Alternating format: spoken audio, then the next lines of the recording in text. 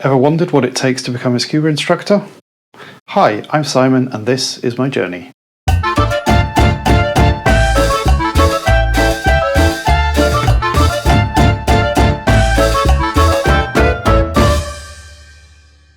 As this channel is just getting started, I thought it would be a good idea to introduce myself a little bit.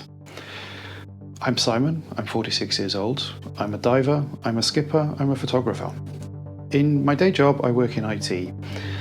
I started diving in 2010 when I still lived in Austria. I started diving with the Austrian Water Rescue Association.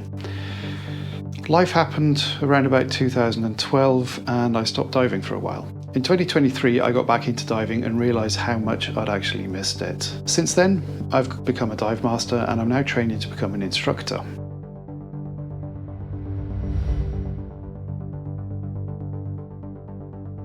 I've always wanted to be an instructor. In previous life, I used to train kids to sail. I currently work in my side job as a powerboat instructor, and I feel that teaching people to do things is one of the best ways to learn the skills yourself or to improve the skills. In December last year, I had the chance to intern as a dive master with Punkfish Diving on the Canary Islands.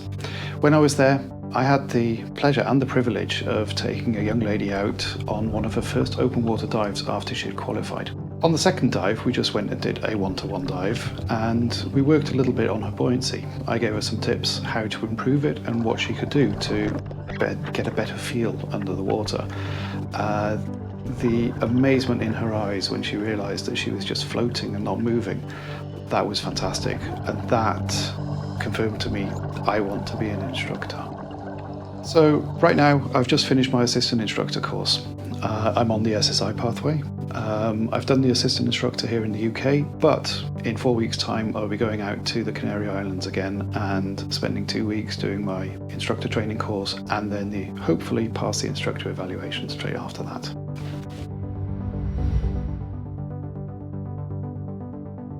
Like I said, I started diving in 2010. This was before cameras were ubiquitous, so there aren't actually any pictures of me when I started diving. Most of the instructors at the Water Rescue Association were technical divers with many thousands of dives. But one of the main things about these guys that made them stand out is they were kind, they were patient, they were understanding, and they took the time. Even if we had problems, if we were doing stupid things under the water, they never got angry, they never got flustered. That's the kind of instructor that I want to be. When I did my Dive Master course last year, part of the course was doing a skills refresh. During that skills refresh, I realised I'm not as good as diver as I hoped I was. All of the basic underwater skills that we take for granted, like clearing a regulator, retrieving a regulator, clearing a mask, I thought I knew how to do them, but I could do them, I couldn't do them stably, I couldn't do them very well. So there was a lot of practice involved during the Dive Master course in just getting those skills nailed down. When I did my assistant instructor course now recently, one of the first things was skills review to make sure that the skills can be presented at expert level. So SSI defines 2 levels of skill demonstration. So it's either demonstration quality, which means you can show the skills, all of the steps are there, all of the steps are obvious, it's nice, slow and controlled, and you can repeat it. But then expert level is basically you can demonstrate it so people can understand it and can learn from what you're showing. This is basically the main part of what we did during the assistant instructor course on the underwater sessions, practicing skills. Another part of the assistant instructor course was theory, learning how to do theory presentations. I didn't really struggle with this one. I got a very good grasp of the dive theory and I've been teaching a lot through work, so putting a presentation together, doing what they call a micro-teaching or an academic presentation. I didn't find that very hard. I know some people do struggle with that in the course.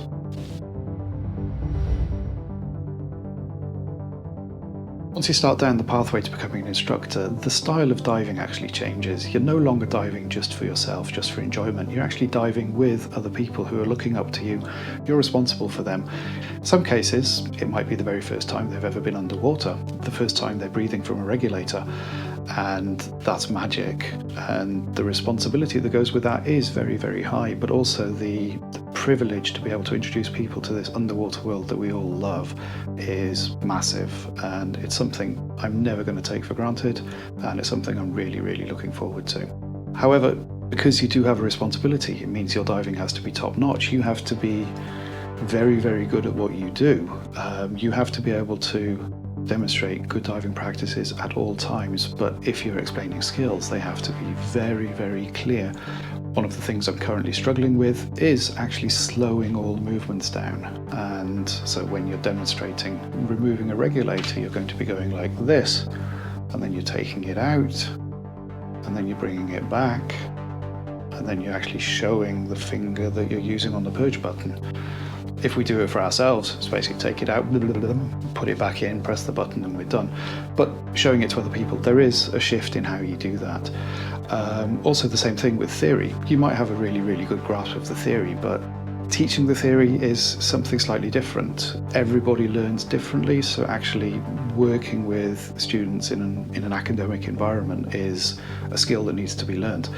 And like I said, I think this is probably one of the ones that most people will struggle with. I'm in the lucky position that I've done a lot of it over the last 20 years, so I think I'm going to be okay on that count.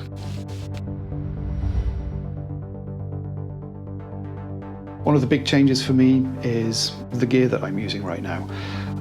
I'm more of a technical diver, so my regular setup is a backplate and a wing. I use a long hose setup, and when we're teaching recreational scuba, most places in the world, about 95% of the dive centres, anywhere people will go to go diving, they'll be using jacket style BCDs, they'll be using the regular short hose regulator with a bright yellow octopus attached to it.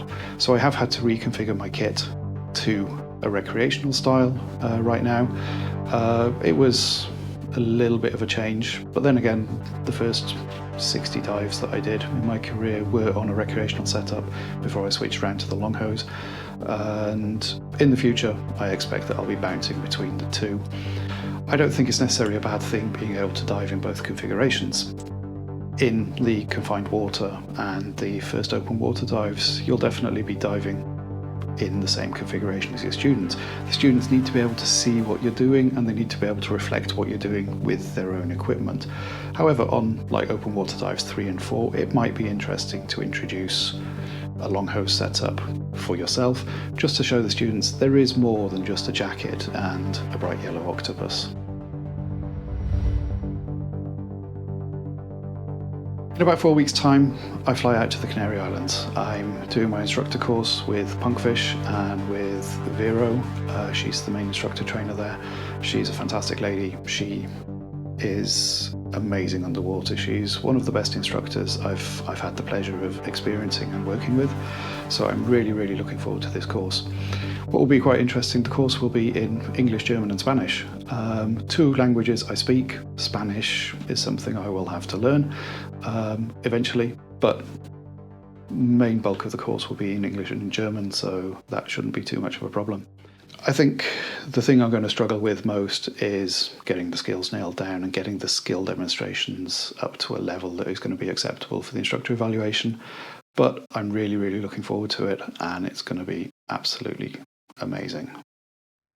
If you want to follow along on my journey, or you're interested in diving topics in general, hit that little subscribe button and the little bell button that goes next to it. You will get notifications for weekly videos coming out on all topics related to diving. There will be book reviews, gear reviews, you name it, it's probably coming.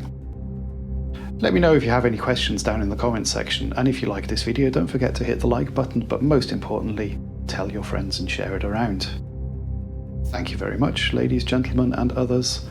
Stay safe, and don't forget, always have fun.